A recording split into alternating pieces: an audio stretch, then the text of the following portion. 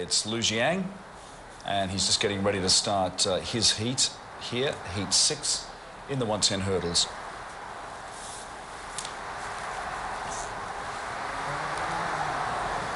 Well, this is the man right here.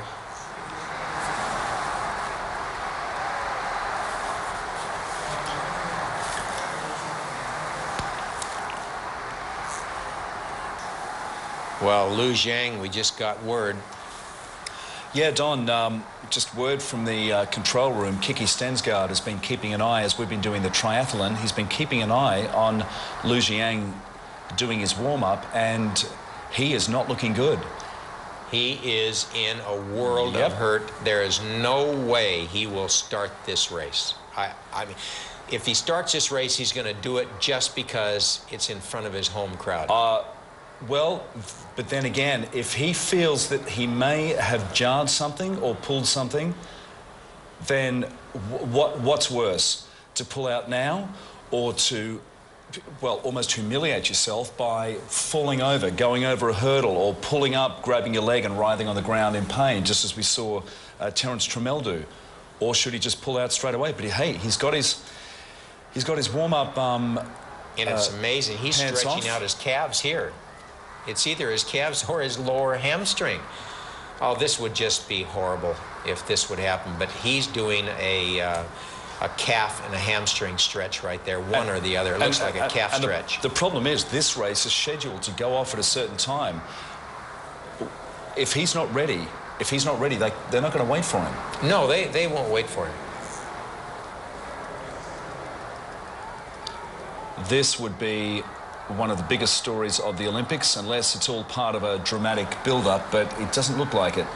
I don't see why he'd bother coming out and posturing like that, but he's going to get his racing top on. He's going to head out.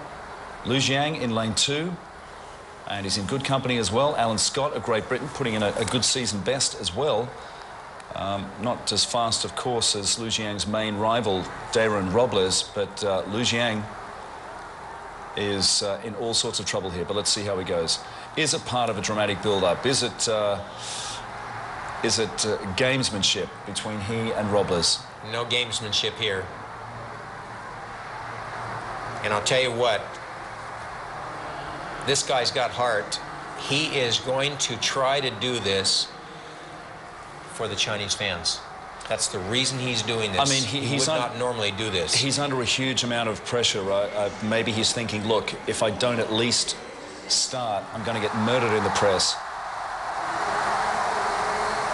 Oh, and, you know, 99% of the fans up there have no idea what he's risking.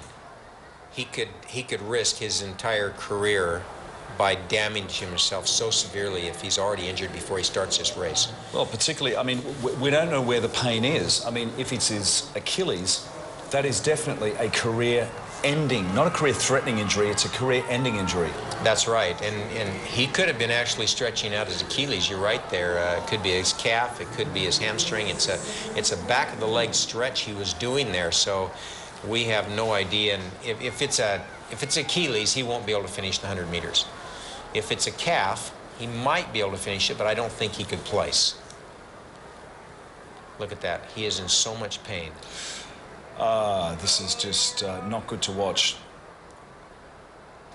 I haven't seen a dramatic start to a race like this since, goodness, since the men's 100-meter final in Barcelona when Leroy Burrell false started. That was tense. This is far more significant. Racing on home turf here in Beijing, Lu Xiang, who is still grimacing with pain. And this seems crazy. Why would you? Okay. He's going to start anyway. I don't think he'll finish the race. No way. Andrew. He seems very distressed as well. And he's got to start. Look, he is absolutely not focused.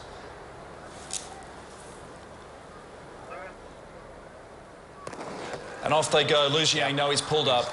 He's gone. It's a or is it a false start? It's a false start. It's a false start, but he's out. Yeah, he's going to turn in his number. He can't do it. And you know, the crowd can see the big screen. They saw the pain he was in. And look at that. Let's see what he grabs. Still nothing. I mean, he was holding the muscles above his knee, gone. and there he goes. He pulled his number off the instant he got to that first hurdle. Absolute shock here in the Bird's Nest Stadium. Xiang is out of the 110-meter hurdles, and that, you would think, will virtually hand the gold medal to Darren Robles, also with Terence Trammell out of the race. Xiang, unfocused, in pain, and realising he probably shouldn't have even gotten the blocks in the first place. But the Athens gold medalist bids a very, very sad farewell to the Bird's Nest. It was supposed to be his home race, and he's been building up to this for 4 years, the thought of winning a gold medal in Beijing in front of 90,000 expectant fans, and this is just heartbreaking. It is, and people just don't understand the stress put on the body from these short sprint events. It's a very hard burst, and muscles can pop and tweak, and they tear those microfibers in their muscles every time they train. And it's a fine line between being super fit and super hurt. And he's obviously hurt. This is tragedy because he's such a great guy. He's such a great competitor. But we're going to watch this heat as it gets underway here. Okay, off they go. A good clean break. Slow start by Al Tawadi of Qatar. Coming through, though, it's Van der Vesten of the Netherlands in the orange T-shirt. Is going to finish strongly against the Qatari runner, but keep an eye out on lane 8 out wide. He'll come through first. I think it's the Greek runner, Duvalides. There's Duvalides from lane 8, and I think he crossed by a comfortable margin here. And the time is 13:49, so nothing impressive about the time at all. But there's the man who we could watch in the latter stages. Strong burst, big start by Alan Scott of Great Britain in the white T-shirt, second closest to camera, and he was home and hosed up to a certain point right here. This is where he was caught by the Greek, Konstantinos Duvalides, and Duvalides crossing about a good foot in front of his nearest rival. Now, I think the Dutchman, Marcel van der Vesten, may have actually lunged in for second place. Let's see him at the line. Yeah. Silver, not silver, should I say. Second place to Van der Vesten. And I think it was the British runner, Alan Scott, in third in this 6th heat of the 110 hurdles. So we're going to take a quick break now and try and get over the